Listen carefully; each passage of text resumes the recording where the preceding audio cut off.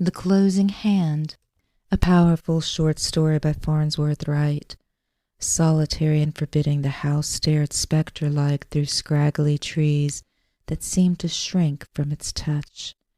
The green moss of decay lay on its dank roofs, and the windows, set in deep cavities, peered blindly at the world as if through eyeless sockets. So forbidding was its aspect that boys, on approaching its cheerless gables, stopped their whistling and passed on the opposite side of the street.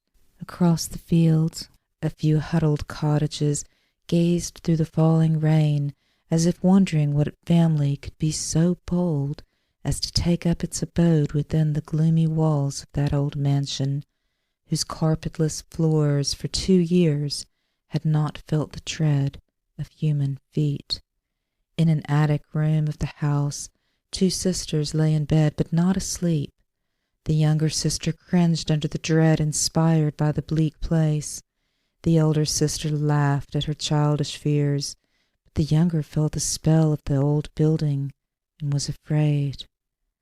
"I suppose there really is nothing to frighten me in this dreary old house," she admitted, without conviction in her voice. "But the very feel of the place is horrible.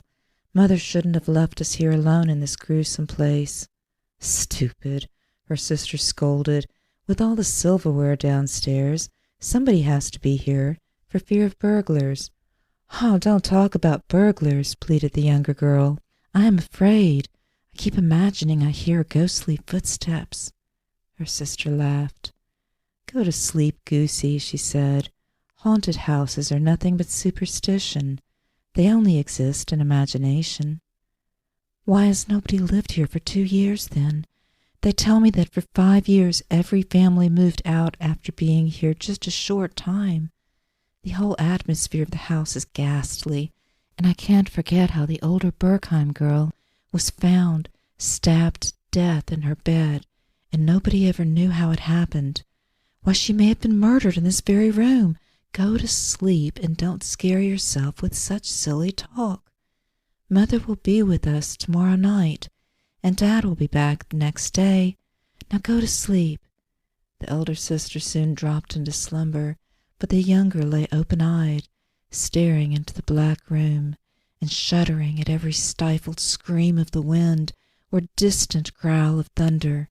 She began to count, hoping to hypnotize herself into drowsiness, but at every slight noise she started and lost her count. Suddenly she turned and shook her sister by the shoulder. "Edith, somebody is prowling around downstairs," she whispered. "Listen! Oh, what shall we do?" The elder sister struck a match and lit the candle. Then she slipped on her dressing gown and drew on her slippers. "You're not going down there. Edith, tell me you're not going downstairs. It might be that murdered Bergheim girl. Edith, don't!" Edith shot a glance of withering scorn at her sister, who lay on the bed with blanched face and wide, terrified eyes. "There is something moving around downstairs. I'm going to find out what it is," she said. Taking the candle, she left the room. Her younger sister lay in the darkness, listening to the patter of rain on the roof, and straining her ears to catch the slightest sound. The noise downstairs ceased, but the wind rose and the rain beat upon the roof in sudden furious blasts that made her heart jump wildly. 10 minutes passed, 20 minutes, and Edith had not returned. A door slammed and the younger sister thought she heard something moving again, but the wind began to sob and drowned out all other noises. Between gusts she heard the portentous sound, and each time it seemed nearer. Then she started as she realized that something was coming up the stairs. Once she thought she heard a cry, to which the wind joined its plaintive voice in a weird duet. Nearer and nearer the strange noise came.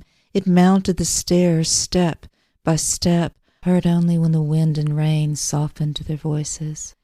It passed the first landing and moved slowly up the second flight, while the girl fearfully awaited its coming.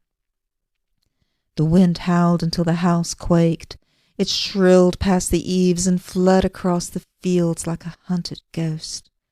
And now the girl's pounding pulses drowned out the screaming of the wind, for the presence had invaded her bedroom. She cowered under her covers, a cold perspiration chilling her body until her teeth chattered. Her imagination conjured up frightful things, a disembodied spirit come to destroy her, a corpse from the grave, gibbering in terror because it could not tear the cerements from its face. The murdered Bergheim girl, with the knife still sheathed in her heart, or some escaped beast, licking its lips in greedy anticipation of the feast her tremulous body would provide. Or was it a murderer who, having killed her sister, was now bent on completing his bloody work? A flash of lightning split the sky, and the thunder bellowed its terrifying warning. The girl threw back the bedclothes and shrank to the wall, her eyes starting from their sockets, fearful lest another flash reveal some sight too ghastly to contemplate. Slowly the being dragged itself across the floor, lifted itself onto the bed, and uttered a choking sound of agony. The girl sat petrified. Then timorously she extended a shaky hand, but quickly withdrew it in dread of some hideous contact. Again she thrust her trembling hand into the gloom, farther, farther, until it touched something shaggy and wet.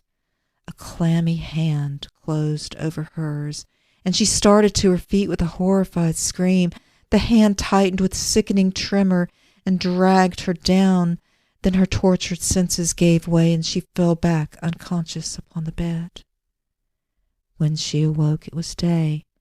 Beside her, on the bed, lay the bleeding body of her sister Edith, stabbed in the breast by the burglar she had tried to frighten away. The younger girl was clutching the clotted wisps of hair that had fallen across the breast of her sister, whose cold hand had closed over hers in the last convulsive shudder of death. End of the closing hand.